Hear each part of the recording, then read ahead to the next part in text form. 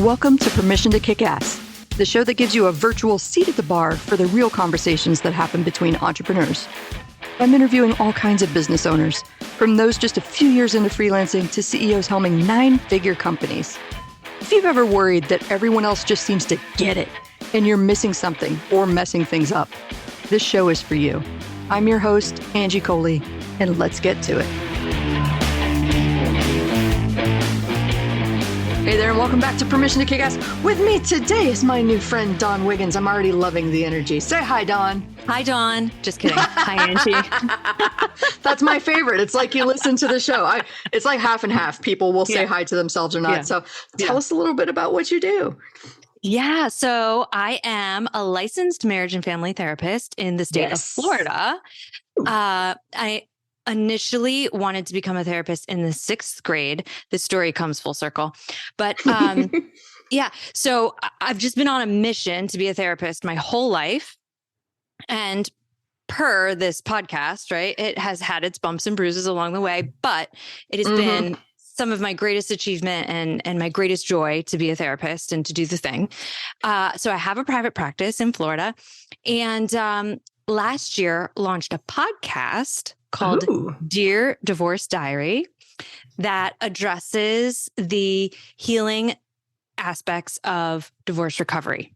But because I became a trauma-informed therapist in addition to specializing in relationships, and I love EMDR and I love all things integrative health, we focus a lot in the pod on the underpinnings of why the divorce even happened, attachment-related issues, right? The childhood traumas that led to the divorce in the first place, and how we can break the cycle of that for future generations. So we dig really deep in there. Yeah.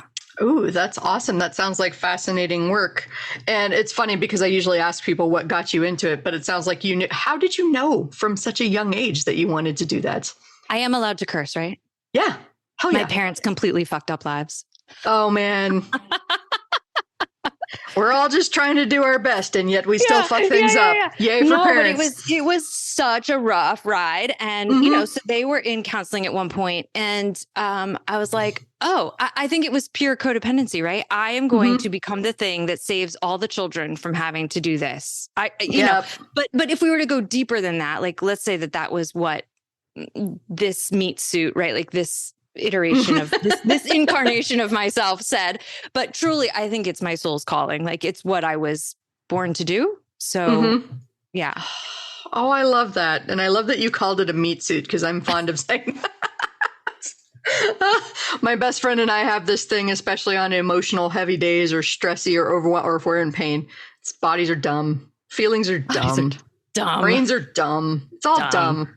Yeah. I just want to be a disembodied essence that's haunting people. Aren't we though? Yeah, kind of. just hamburger looking computers driving around meat suits. Yeah.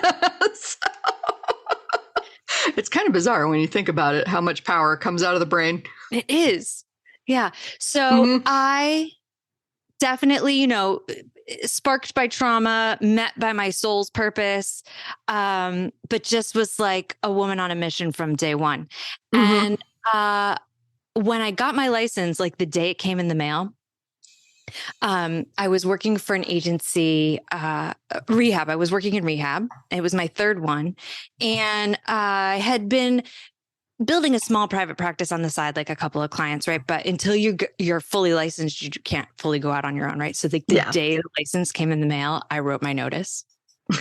Nice. And was at the time, I opened my practice in East Boca, and that is where it still exists today. And even though we're virtual now, thank you, COVID. And so I gave my notice and went and found the most expensive, most East Boca office address I could find. Oh, P.S. I had just gotten divorced also. I was like a few months divorced myself.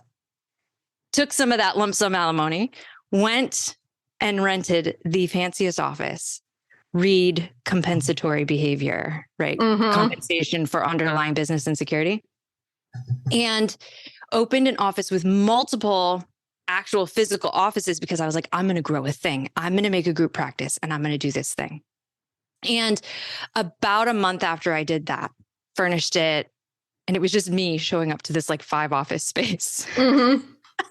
I was like, what the hell have I done? Yeah. What have I done? But long story short, that practice ended up thriving until COVID. Love it. You know, and it just grew to this amazing, beautiful thing. Mm-hmm. I'm glad that you said that, because I thought it might go the other way, especially based on those early stage fears, right? I think every entrepreneur goes through that phase of, I got to invest in business. You got to spend money to make money. And so we find ourselves often, I think yours went really well, and a lot of other folks invest in that, and then they don't figure it out, and they wind up in trouble. And they think that that's an indication of failure, or that, I mean, so maybe the order was wrong, yes, but does that mean that you were a failure? No. Could you try again? Yes. Will it be painful? Well, maybe. I have some of those examples later in the story for sure. Go for it. Let's keep going. Yeah. So when COVID came around, I had actually opened a second practice in Key Largo, Florida, and had been operating 2 businesses. But once we were in quarantine, people weren't coming to the office anymore. And I had already moved virtual because I was going back and forth between 2 offices that were 2 hours apart, which was stressful. And so I had already, thank the Lord, been seeing clients virtually when the whole thing hit. So I was super well positioned. Yeah. And so because my primary office was in an East Boca, very high rent space, and so many people transitioned after COVID, right? People just reevaluated everything. And so many therapists that I had in the practice with me, they just made different decisions and went different directions. And so I ended up closing the majority of that practice down and pivoted to primarily virtually. And then we ended up relocating out of Florida, even though my business is still rooted in there.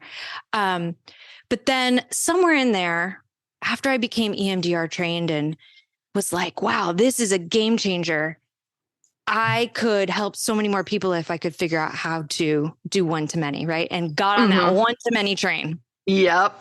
This is where it gets dicey. Can't wait. I can't wait. Tell me more.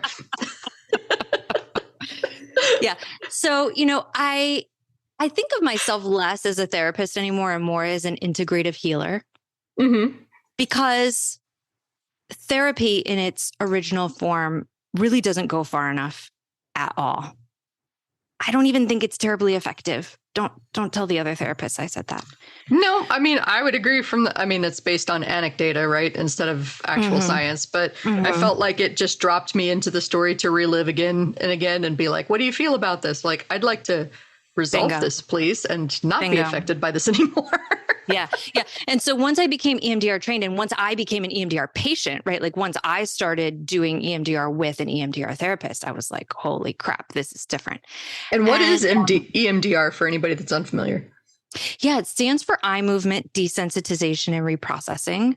We don't get too tied up in the name, but it goes in, it's subconscious work. So it goes into the subconscious experiences, right? And it desensitizes and reprocesses because it's a trauma-informed approach. Trauma is a thing that it freezes the memory. It makes it think that now is then. Yeah. Even though now is now, but the mind doesn't realize it. So when we're having these big emotional responses to small triggers or to even medium triggers, right? We could say, oh, the mind is responding as though now is then. Yeah, you're reliving it. Yeah. And so EMDR is one of those things that desensitizes and reprocesses, so it can go back to long-term memory, and everything is in its proper time and space sequence. Yeah, and so the more I have learned in my career, different ways to reach people, be it EFT tapping, EMDR, mindset journaling, law of attraction, homeopathy, functional medicine, the more I'm like, this is what it takes to really get a person well. So I was like, I'll just take all of this into, one-to-many format and I'll open my doors just like I did in private practice, and it's going to go so well. Yeah. No. Yeah, that was a sarcastic but I probably didn't convey that properly. No, you did. Yeah. And so, there was a lot of what felt like failure in that experience. Did I sell courses? Yes. Did I sell my new and improved courses? Yes. Did I sell my tripwire offer? Yes. Did I sell it? Did I make a profit? Absolutely not. Right. I was and I was and now I'm running 2 offices, a virtual practice. I'm building these things. Right. And I'm burnt out. And, it felt like such failure then. Yeah. And actually this week I've been combing back through all of the data from that whole season on all the products I created and all the comments that all of my beautiful students made and all inside of all the programs and all the products and all the quizzes and all the things. As I'm pulling all the data, I'm saying, good golly, we did a beautiful job. Like my team did a beautiful job and my students did a beautiful job. And I have all this data that I have never combed through and compiled to really understand how to take all of that to the next level. So actually just this week, Angie, I've been revisiting it, seeing the silver linings, seeing the benefits of all that hard work and how, that success pyramid, right? Or the success iceberg. Yeah. It really is like that. Yeah. I mean, one of my mentors told me, and he was specifically talking about copywriting, which was what I was learning at the time, but he talked about no time spent writing is ever wasted. And I think that applies to so many broader categories, including entrepreneurship. No time spent creating, spent building is ever really wasted because you are learning so much just by the act of putting it together. And then you got it out there and you got the sales and you got burnout for the effort. But now that you've taken this time to recover and you've got the distance to be able to put this into a better perspective that's not associated with the burnout, right? You can look failure, at oh, that actually did help. There was something really helpful. There's the seeds of something really great in there. Like my first live event, it was a failure by my terms, but of course I was judging myself by perfection and not feeling like I knew what was going on. But we just had our third iteration of the event and it finally felt like, okay, after 3 tries, a lot of money, a lot of flying different places and figuring things out on the fly, I've finally got a handle on what makes this work and what people love about it. Yeah. It's clicking. Yeah. Iteration. Who knew? Yeah. Right. I know. That reminds me, did you ever do that spaghetti marshmallow tape bridge building thing? It's like I don't know. I learned about it on like a TED talk or something. I don't remember, where you give a group so many spaghetti sticks and a couple of marshmallows and some string and a piece of tape. And you're like, build the tallest structure you can. and the research team that did this research, they did it with engineers and they did it with master's business students and they did it with kindergartners and they did it with all these groups of people. And you would think that the people who performed best were the engineers. Yep. Do you know who performed the best? Was the kindergartners. Yep. Because their ego wasn't, and they iterated and they iterated and they iterated versus an engineer who might, because it was a timed event, right? Like let's say 2 minutes or something like that, who would put all this time and energy into the plan and then they would run out of time to iterate, right? It really is that iteration without ego that gets the job done. Oh, I want that on a mug. Iteration without ego. There you go. Gets the job done. Yes.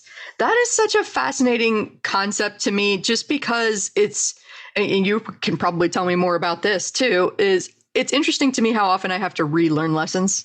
And I hear that, girl. Same. And it sounds like the first time I've heard it, and then I've gone, no, I've coached people to iterate. I've been through iteration on different teams. And yet when it's something I'm building, I'm like, perfect the first time or else. Like, or what? else. Yeah, yes. yeah. Dire consequences. Everything will end in a fiery nuclear blast. I've literally convinced myself before that I would cause nuclear winter by advertising my business. So the anxiety is real. Yes. A rich inner world, Angie. Yes. An imagination. It's fantastic. Yes. Let's reframe. So, I've been going back through, I've been pulling this data. I'm taking it all to make it a little sexier, we're almost to a year of podcasting and congrats. Thank you. And I love it. Yeah. Love it. So, cause all along the way, SEO and blogging and social media and which I don't love all of that. Yeah. But so how it took me all this time to figure out what I do love, which is podcasting. Love it. And so it's easy, it's less burnout, right? Because it's playing to your strengths. I feel like a lot of folks, especially when they start a business, they think that they have to be everywhere all the time. And it really kind of starts with, what are you most comfortable with? I wouldn't say that podcasting was my first instinct, especially since I consider myself to be anti-tech and was kind of like imagining all of the ways that I could mess up the tech. One, it's easier than I thought, especially once you figure out your system and you just, plug and play and press repeat. But the other one was that I realized how much I like to talk, and I like to just show up and have conversations with people. Yes. And so this becomes fun for me instead of, I got to create my content. Yeah. So do you like to write? Do you like to take pictures?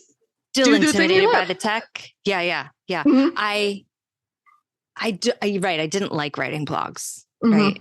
I knew they were essential, but I didn't like writing them. Yeah. I'm still intimidated by the tech completely. Yeah. I am very blessed to have people for that. Yes. Thankfully. And I mean, like, the only time tech has really gone wrong for me is like Wi-Fi dropped because I record all of these remotely via Zoom, or, like a cable malfunctioned, or I did have a laptop die once that necessitated a re-recording of an episode that got lost when the laptop crashed. But like, that has literally been the only thing aside from, I've got a good one. And this one was solved with the help of a very skilled editor who, thankfully we've got this format down to a science and we don't really have a whole lot of edits. Like nobody ever gets to hear the claps because that's the indication that something needs to get cut out. But we've got a system on the show that if you mess up, you do a big loud clap so that my editor knows to focus there. So for some reason, one day Zoom cut out about 20 minutes into one of the recordings. It never indicated that it stopped recording. And I remember shutting off the recording, but for whatever reason, I never found out about it until the audio got to the editor. And he goes, I've only got 20 minutes and I've checked everything that I can think to check. Can you go back and look at this? And sure enough, I go check my local files. I check the cloud, everything cut off at 20 minutes. And I'm like, gosh, I got to re-record this. And of course, it was a great episode with high energy and we were really loving it. And I got to go back to this man and say, we got to re-record and hopefully we can capture some of that energy and it'll be great. So what happened was, like, the first 20 minutes of the second recording were kind of awkward, trying to get back into the groove, trying to catch the magic. And then we got it. But then the back half of the episode, it now references things that no longer, like, I had to stitch them together. And then the back half of the episode references things that we never said in the front half since we stitched them together.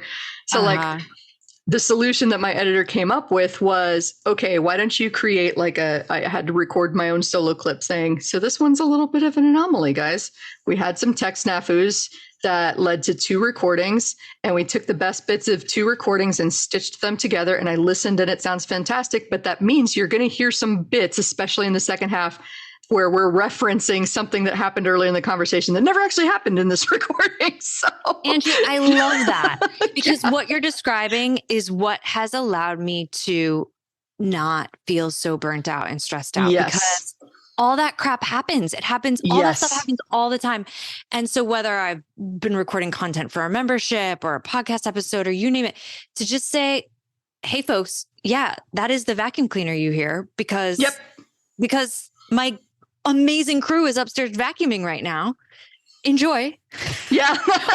or yes, you hear birds because I'm outside right now because somebody with a sledgehammer is, just owning that stuff.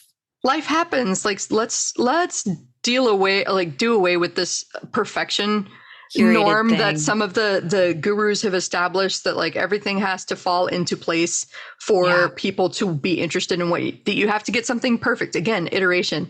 I want to flip that on the script too. Like, if you launch something, I would argue that your people that buy in the earliest during the imperfection, not only do they understand that you're building something and it's messy, they're your biggest fans.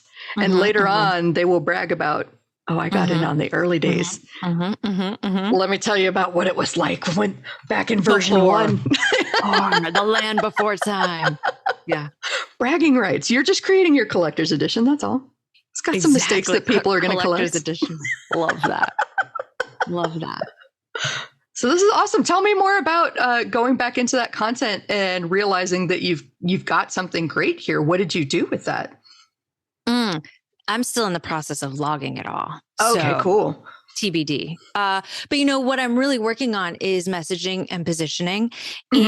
And so there's been some fun personal developments in that process. Nice. So I pledged this year that I was going to go all out, meaning it really was a pledge to my audience about vulnerability and transparency. Love it. Which is kind of my hallmark maneuver anyways.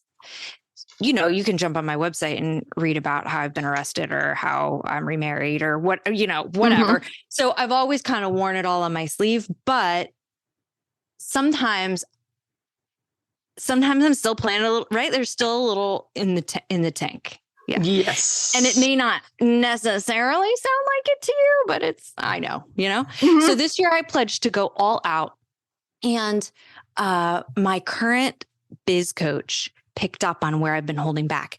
And one of my favorite things to do is to really point out where people are stuck in victim consciousness. Because I really think that that's the underpinning to the majority of our stuckness societally, right? Like in general, like where people love to talk about narcissists in our society, what I really think they're talking about is victim consciousness. Mm-hmm. And so I have a reputation for making my clients quite pissed with me because I know exactly where to push to call that thing out, right? And so that's what I have been holding back on the podcast and in my messaging when I'm launching things. I've been softballing a little bit because I didn't want to offend anybody, because I want people to like me publicly, because I don't like trolls, because I get anxious because my nervous system gets activated, right? So all of that stuff, holding back a little too much. So what I know I need to do as I pull all of this beautiful data from all my previous amazing students is really taking a look at where their victim consciousness stuck out and then speak to that. Yeah, I think that's incredible. That's really how we break the cycle of suffering in our lives, is to really see where we're really feeling sorry for ourselves, because that's where we get stuck in it. If it's in business, personally, it doesn't matter, right? That's where we get stuck, is when we feel sorry for ourselves and we don't know how to get ourselves out of it. I feel the holding back thing so deeply, especially since I'm glad that the younger generations are experiencing a broken paradigm in terms of but I imagine we're in a similar age range where I grew up with this. They can't see the video. My labret piercing that I've had since my early 20s, unprofessional. Your bright red hair, your tattoos, unprofessional. Nobody's ever going to work with you. You need to be a toned down, buttoned down, quieter, less sassy version of yourself. And I did that for years. I would show up at events with my labret out and my button down jacket, and I would sit quietly and I would listen, as a polite Southern woman's supposed to do. Sit quietly and listen. Oh yeah. I have a friend who, rest in peace, she's passed, but we used to talk about all the time Southern woman syndrome. And I'm currently sitting in South Carolina. I know of what you speak. You get it. Yeah. She's from South Carolina too. But yeah, I remember going to an event once and having a couple of beers, getting a little tipsy with folks, letting the guard down a little bit more than I had intended, and telling a crazy story about getting into a mosh pit fight in my 20s. At which point everybody leaned in and was who is this person? I want to know more about this person. And of course, for the next 2 weeks, I would agonize about, why did I tell my colleagues about a mosh pit fight? That was so stupid. They're going to think I'm so unprofessional. But that was the beginning of my journey that led to Permission to Kick Ass, which was just being myself with all of the imperfections, not knowing if I'm telling the right stories until after I've told them and I see people's faces change. And then I go, oh, maybe I shouldn't have said that. But cool, it's already out there. Here we are. We'll figure out how to deal with it now. What a great story. Oh, mosh pit fights. I will tell you that if you feel like you need to work off some aggression, that's the perfect place to go. Just stand at the edge of the pit. They come there to be pushed around. You're helping them out, right? I see. Makes total sense. You could probably do something healthier like kickboxing too. It's less likely to injure you, but I'm not a doctor, so don't trust me. Well, you know what I started doing last year is lifting heavy weights. So I get it, right? So I've been deadlifting, Nice. back squatting. Yeah. And, actually this whole podcast piece, my very first guest on my show was my strength trainer. Nice. Colleen Pomrenke. And early last year, before I launched the pod, I knew I was in a little bit of a thing, like a thing. And I was like, it was winter. It was my first winter in South Carolina. I was like, I'm cold and I'm stiff and I need to, I'd moved from South Florida, right? All my life. Very different from South Florida. Yeah. And so I started lifting weights and, what we do in the body mirrors in the mind, and what we do in the mind mirrors in the body. And so the stronger I got and the stronger I get, right? That whole integrative healing thing, I really believe in that integrative healer. So the stronger I've been getting, the stronger everything, my messaging is, my mind is, my, emotional resilience, you name it. So there's something to your kickboxing, mosh pit, confidence building, aggression releasing thing, right? Because that mind body connection. It really is. And I share the same frustration with you when we zero in on one thing and we think if we fix this will fix everything. No, it's all interconnected. And I think one of the things that I wind up coaching people through the most is when you sit there using your mind a lot throughout the day, you're using a lot of energy. Of course you're tired at the end of it. So, but moving your body is a different kind of energy, and you need to account for that too. So don't tell yourself you're too tired to go to the gym. If you're too tired at the end of the day to go to the gym, then go take a walk, go dancing, go at the beginning of the day. Find a way to fit it in, because taking care of your body is important. And I agree with you, because I started weightlifting too after a whole lifetime of not exercising and having to learn how to be comfortable with it. That was the thing that ultimately worked for me, was look at how much weights I can lift. And look at the faces on those dudes over there that are she can squat how much? Yeah. She can leg press how much? That's right. I can't do a push-up worth a damn, but I could kick you through a wall.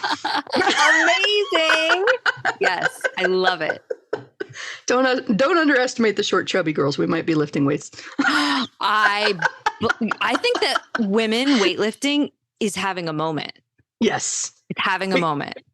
Because there was always that myth, I think, about getting bulky and being unfeminine and stuff like that. And I was at one point I just stopped caring and going, I need to do something. I need to find something I like doing. Yeah, something you like. Again, back to the not burning out thing, right? Yeah. Something you like to. And I heard friends at an event last week that said that they just got into rock climbing, and that's their way to be in fitness. And I've had some of my best ideas driving to the gym at the end of a long day when I thought I had nothing else in between my ears going on. So do that for yourself. Exactly. Yes. So can I tell you, that's a great segue. Yes. So I believe that much of my business success goes back to my intuition. Love it. My higher self, my inner being, right? Law of attraction, Abraham Hicks would call it inner being. I'm here for that. And I believe that so much when I am taking good care of myself, I'm tuned into that, is when I make the most killer business decisions. Yes. And it serves me, right? I have a sign over here that says, trust your crazy ideas. And they come when you get off the Peloton, when I'm done lifting weights, when I've been on a walk, when I'm not super packed with the thinking work, right? So earlier this year, we were planning spring break with our daughter. And I said, well, going to the beach for spring break is actually kind of expensive and super crowded. And even though that's what I want to do, it's actually going to be kind of cold for this Florida girl. The tickets to New York are cheaper. Let's go to the city. Okay. So we book a trip to the city. We book 3 Broadway shows. Nice. I start research, which is a lot. It's too many, but I start researching, okay, what are we going to do? Okay. All right. So nail down where we're going to stay, ground transportation, got that all buttoned up, right? And 2 days later, I said to my husband, who's my integrator, wouldn't it be cool if we had a billboard in Times Square for the podcast? That sounds awesome. No, it wouldn't be cool. Wouldn't be cool at all. I think it's cool, but I'm also a big idea person, so I get the vision. It's okay. Right? Big idea person. And my whole team freaked out. Brittany Gardner, which is how I got to you. She was like, no, that's dumb. I love Brittany. Yes, she designed the 2 billboards we ended up with in Times Square. Anyway, so long story short, in 3 weeks' time, we put together an entire digital billboard campaign, 2 billboards in Times Square, which launched and ran for a week, advertising the podcast. And love it. Whoa, what a ride that was. It was such a personal and professional journey for myself, for my team, it's just been mind blowing. So these are the ideas that come when you're, in flow, when you're giving yourself space for the ideas to come. And that's where the growth comes. And wow, we can do such amazing things when we trust our crazy ideas. Yes. Trust yourself, try it out. Because often the worst thing that happens is it didn't work the way that we thought. But like That's usually what happens. I know. But like the attachment, at least for me in the way that it worked, it felt like I'm staying where I am, which is safe. I know this. I'm fine here, even though I'm uncomfortable.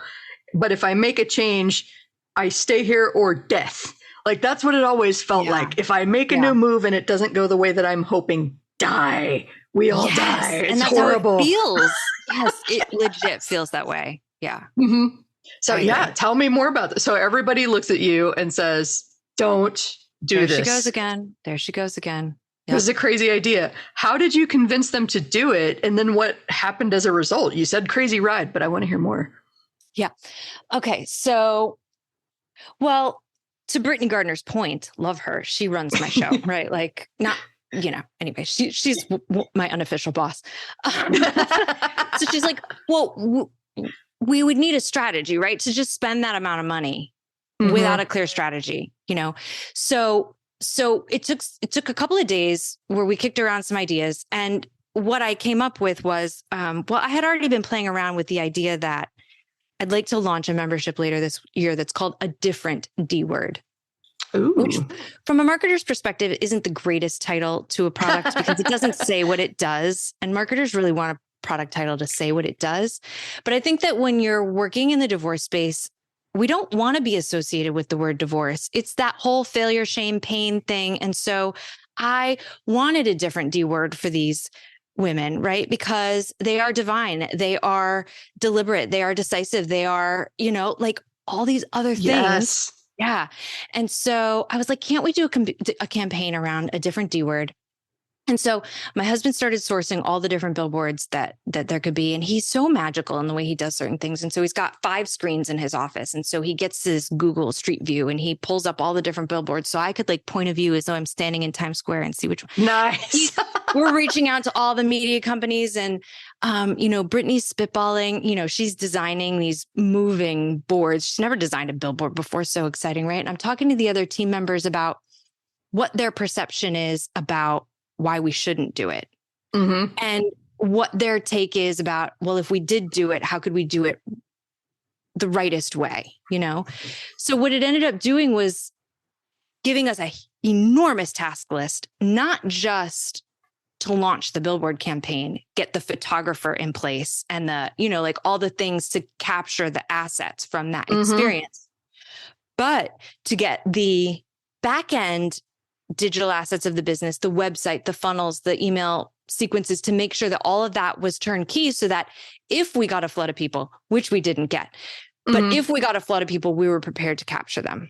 Yes. To make sure that the podcast episode titles were on point, right? So, but what I found was it was such a passionate project that it gave us all some inspiration to get a lot of shit done in a very short amount of time. Yes. I love that. So just looking at the benefits that you don't expect from a passion project. And yet I love that you said that didn't get the flood of people that you were hoping for, but that was still, I imagine there was a lot of fun when you're sitting there going, are we doing this? Are we really doing this? Initially, I never thought we were going to get a flood of people. I initially knew that the reason I was doing it was for the same reason that I went and got the very fancy office in East Boca. I knew that you got to have a way to break through the noise. East Boca is it's saturated with therapists, right? So not only did I need an SEO strategy that was going to be on point, but I needed an office space that was going to be commensurate with an East Boca zip code, right? Which is like a Beverly Hillsy kind of space. Yeah. So if I want to break through the noise in the podcasting space, because there's a lot of divorce recovery podcasts out there, I was like, okay, this is a way to do it, So I never was expecting the flood of people, but then the media company says, this is the number of impressions. And then I kind of got my hopes up. Yeah. Meh. As one does. As one does. As one does. It's okay to hope. But I always knew that the main Benny, the reason I wanted to do it was for the street cred, right? The being able to use those assets. And, I went through after the fact. So there is a photo of me ugly crying the first time I took, because the photographer, he's taking a right, but it's in 30-second snippets, 30 seconds. So you got to like smile fast. Yeah. And so I wasn't seeing it. The photographer was seeing it. So when the first time he says, turn around, so you can capture an image of me looking at it, right? Then I flip back around with the ugly cry, right? So it really is a thing to see your baby on a Times Square billboard. That's an emotional experience. Yes. So even with all of this excitement and all of this building success that I'm working towards, as I'm there, post ugly cry, all the things, I'm still noticing what we would call imposter syndrome, which PS is victim consciousness. It's feeling sorry for oneself, that I am lacking something I perceive I should have, which is it's not acceptance of who I am, where I am in that moment. Right. But here I'm saying to myself, because posted it to Instagram, my DMs, everybody's saying like, oh my goodness, this is amazing. I'm so proud of you. I knew it. I thought, and here I'm thinking to myself, well, all it takes to have a billboard in Times Square is money, which is not true. All it takes to have a blank billboard in Times Square is money. Yes. But to have a well thought out campaign with a product on it takes actually a lot. It takes, a team, a product, hours and hours and hours and hours of blood, sweat, and tears. And it takes a lot of chutzpah. Yes. It takes a lot of things. So even still was that voice that says, well, anybody could do this. And I really think that was me feeling sorry for myself, that or being hard on myself that I'm not like whatever further is, right? Yes. And which isn't cool for me or for the people who spend their time listening to our beautiful podcast, because they're putting their trust in me and I'm pouring my heart into them. And, so it's just interesting, how I judge my success along the way.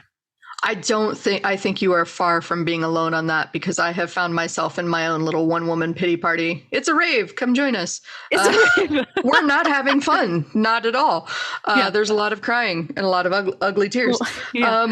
But like that same thing happens, that I put a whole lot of work into launching the podcast, and I did what I could, right? But I'm a small team with a limited budget, so I couldn't go out there and be, Joe Rogan launching something to millions and millions of downloads in week one. Yep. And I held myself to that really unfair and unrealistic standard of like, I want this to be a breakthrough success. And I didn't even have numbers in mind. And I was still like, these numbers suck. And so it was like two friends that really put it in perspective for me. I think once I hit like 600 downloads, but it wasn't happening on the timeline that I wanted. One friend goes, but would you be happy speaking to 600 people in a room? Because that strikes me as a very powerful position. And I was like, oh, I have chills. Yeah, actually I would. And then my other mentor said, hey, look, I've had a podcast for a long time, and I'd be lying if I said it was a fast thing. This is more of a slow burn, and you got to be in it for the long game. And that's why so many people flame out before episode 10. They realize it's a lot of work and the audience isn't going to be there, but it's going to come if you keep showing up. And I was like, okay, here we go. Keep showing up.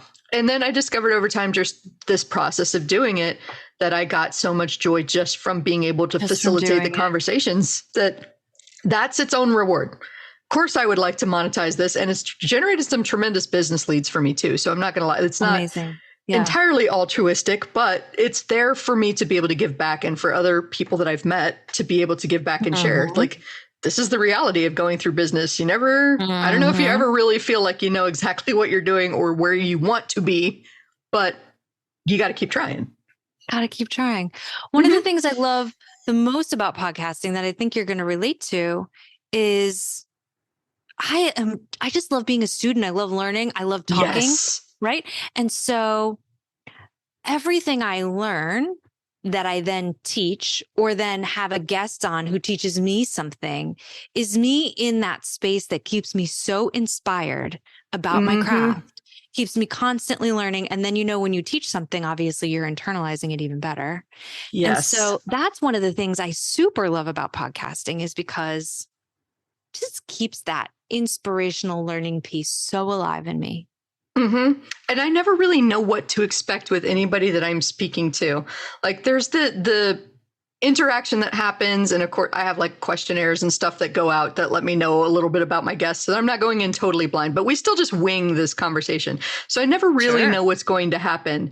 And sometimes it winds up going like over an hour and we are laughing and making jokes most of the time. And sometimes it winds up being a little bit serious or a little bit heavy. And we both go like, wow, that was okay, cool. Didn't expect that to come out, but that was important. So like, let's share it. What you just described is exactly what it feels like to be a therapist. Oh, really? Well, yeah, because you can have an idea about what a person is coming in, what they're dealing with, right? You can have an idea how a session goes, but man, each one is its own roller coaster ride. You just never know. Oh, yes. And I wound up talking about that on a coaching call earlier today because somebody was asking me about, I have a marketing background. And she was like, I'm recording testimonials and I'm not quite sure how to do this. And like, you've had a lot of these conversations. So how do you do this? And I was like, I'm there to help them recognize their own thoughts and have their own insights. I'm not there to really tell them what to say. And so if I ask them a question about like, what was it like before working with me? And they go, it was bad. Well, then it's my job to get curious and go, wow, bad. Okay. Tell me what that looks like. What does bad feel like to you? I know what bad feels like to me, but I want to hear your story and get them talking about something. And that's how you're going to get these. I don't know how it's related to what we're talking about, but it felt like a good path to follow. So that's the one we were going with. Drawing out the story. It's such an adventure. Yeah, it is. And then that's because I never really know how it's going to go. It's just asking questions and getting curious. And I think that relates to so much about how we could be better service providers in business and how I've broken out of anxiety spirals in the past. Like I wrote down and circled imposter syndrome as victimhood. And I was like, I've definitely been there before. And that was when I started adopting this mindset of when I focus on the mission and defocus on me, ego. That is when I feel a whole lot better. When I'm not the center of the universe, I feel a whole lot better. Yes. Right. I should tattoo that on my forehead. I don't want to be the center of the universe. It's too much pressure. Too much pressure. Yeah. So maybe we could take that pressure off all of ourselves and just do our own thing and see where it goes, man.